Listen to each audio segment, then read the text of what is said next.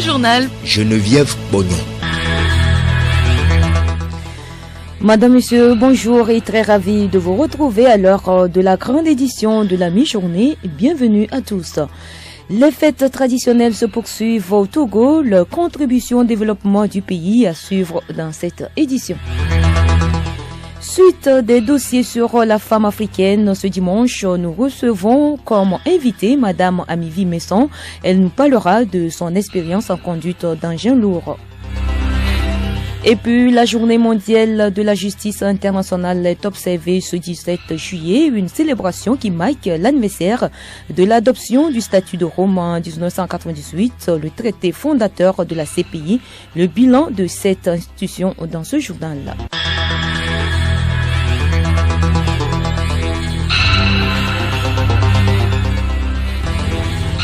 radiolomé.tg.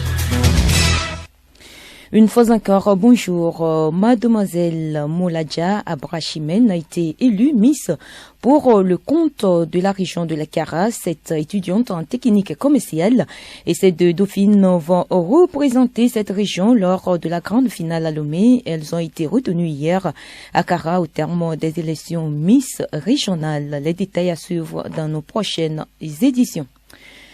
C'est la période des fêtes traditionnelles. Les évalas qui s'achèvent donnent le ton de ces célébrations. Peut-on donc établir un lien entre les fêtes traditionnelles et le développement d'un pays? Docteur Ama Esozina, chargé des études à IRES-EDEC, répond.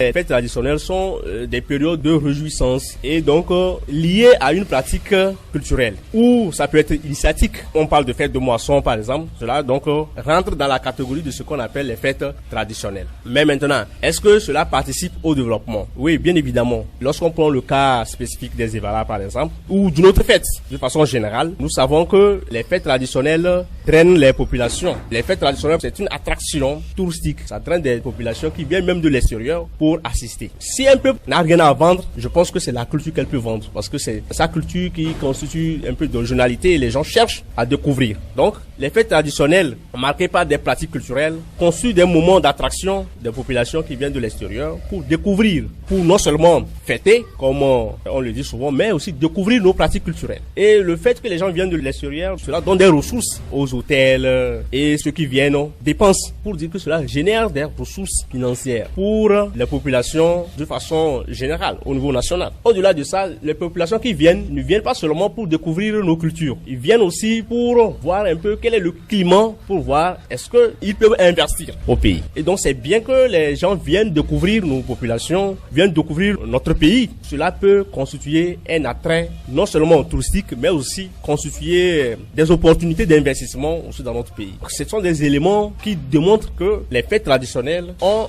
un lien avec le développement. Au niveau local, c'est-à-dire que la localité qui abrite la fête traditionnelle, il y a aussi des retombées économiques. Non seulement les gens iront dans la localité pour se loger, et donc pour les populations locales, qui sont des détenteurs d'auberges, d'hôtels, ils vont faire des chiffres d'affaires. Les gens vont dépenser également, vont acheter les produits locaux. Cela constitue donc une opportunité de commerce. Donc cela génère des ressources financières pour les populations locales. Ça montre clairement que les fêtes traditionnelles constituent un élément de développement.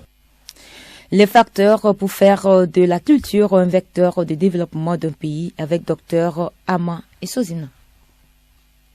Autre sujet de cette édition au Togo, l'année académique 2021-2022 s'est officiellement achevée ce vendredi 15 juillet. C'est parti pour 2 mois de vacances avant la reprise des classes programmées pour la mi-septembre.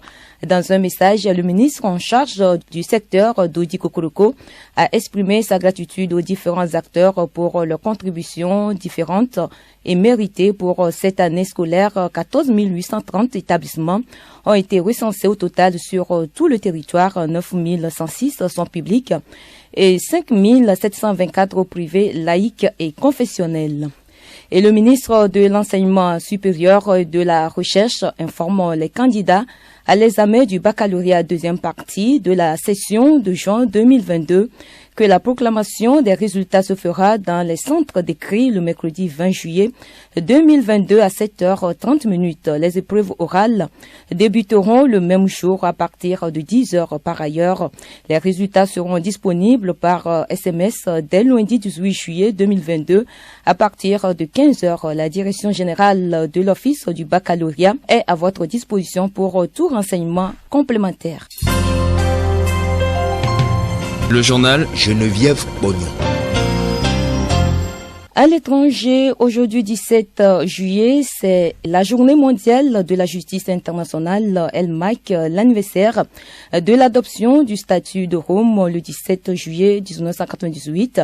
Le traité fondateur de la CPI qui vise à protéger les personnes contre le génocide, les crimes contre l'humanité, les crimes de guerre et le crime d'agression.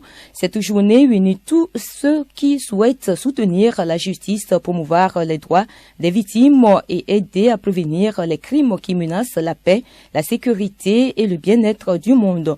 Le bilan de la Cour pénale internationale avec Paco Johnson.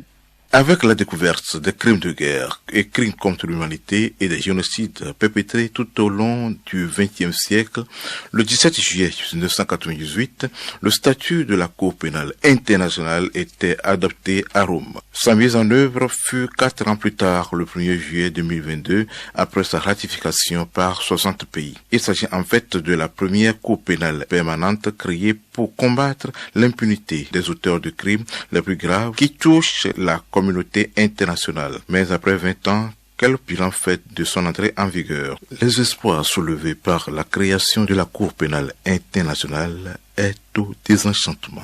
Depuis, les juges de la haie n'ont prononcé que 8 condamnations et 2 acquittements. Jusqu'à présent, seuls des Africains ont été poursuivis. Les dirigeants du continent ont donc beau jeu de critiquer un enchaînement aux relents néocoloniaux. Le mouvement de confiance envers la Cour semble toutefois circonscrit. Ces 2 dernières années, 4 pays ont demandé leur retrait du statut de Rome. Celui du Burundi est déjà effectif et celui des Philippines le sera dans un an. En revanche, la Gambie et l'Afrique du Sud, qui avaient annoncé leur retrait, se sont ravisés. La nécessité d'une cour pénale indépendante et permanente est une évidente. Il y a beaucoup d'éléments en charge, mais comme les grandes puissances disposent d'un droit de veto au sein du Conseil de sécurité de l'ONU, ces cas sont l'otage de considérations politiques. Au Soudan, après des mois de discussion et une proposition d'accord remise il y a 2 semaines par le gouvernement tchadien, des acteurs politico-militaires ont claqué hier la porte du dialogue de Doha au Qatar entre groupes armés et gouvernement tchadien avant de pouvoir revenir à la table des négociations. Et alors que le dialogue national inclusif approche, ils demandent aux médiateurs qataris de mettre en place des conditions saines pour ces discussions. Écoutez Radio Lomé et vous avez tout le Togo dans votre maison. L'invité de la rédaction à présent, nombreuses sont ces femmes qui optent de plus en plus pour des métiers longtemps réservés aux hommes. C'est le cas d'Amivi Messan, conductrice d'engin lourd au CRETFP d'Apon. Elle est l'invitée de la rédaction micro de Nathalie Wanege. Madame Amivi Messan, bonjour. Bonjour. Votre métier est-il facile de l'exercer en tant que femme? Merci beaucoup pour la question. Je dirais oui. Oui, dans la mesure où la volonté y est, c'est un choix personnel, je veux dire. La détermination et le courage. Actuellement, j'interviens dans la mécanisation agricole, tout ce qui est mécanique dans l'agriculture. Et donc, avant d'exercer ce travail, il faut vraiment de la volonté, c'est-à-dire un choix personnel et le courage pour achever de façon parfaite ce travail. Vous êtes épouse et mère. La conciliation avec votre travail est-elle aisée? La conciliation du travail avec le foyer, je dirais oui, si le mari est compréhensif. Le mari comprend que, au fait, ce travail que sa femme exerce est une passion et donc il a le plein devoir de la soutenir à l'accomplir de façon parfaite. Parce que, à tout moment, la femme sera toujours parmi les hommes, travailler avec les hommes, tourner avec les hommes, tout ce qui est travail, la dame sera toujours parmi les hommes. Peut-être elle sera unique ou rarement 2 parmi beaucoup d'hommes. Et donc, le mari doit être compréhensif, comprendre ses paramètres et l'aider, la soutenir pour parvenir à le faire. Quel regard les hommes ont sur vous dans l'exercice de ce métier? C'est rare de trouver des femmes qui prennent ces décisions. Et donc, psychologiquement, un homme qui voit une femme en train d'exercer un métier d'homme est étonné, des fois surpris, te voit de façon bizarre, il te voit comme si tu étais un extraterrestre. Il y a plein qui chercheront à te décourager, soit disant que ça c'est pas un travail de femme, faut changer.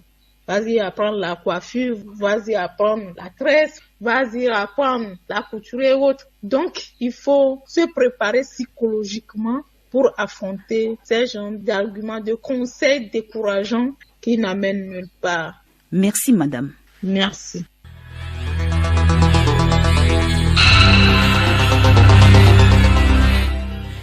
Ainsi se referme cette édition. Merci de votre fidélité à la station du plaisir.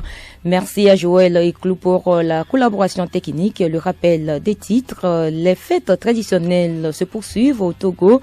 Vous avez eu leur contribution au développement du pays dans cette édition.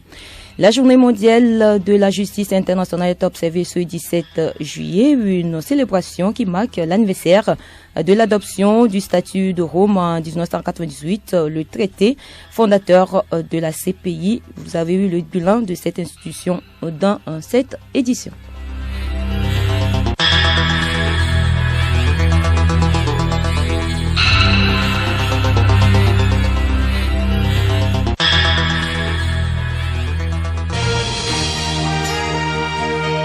Radio Lomé, boîte postale 434, email radiolomé@radiolomé.tg. radiolomé.tg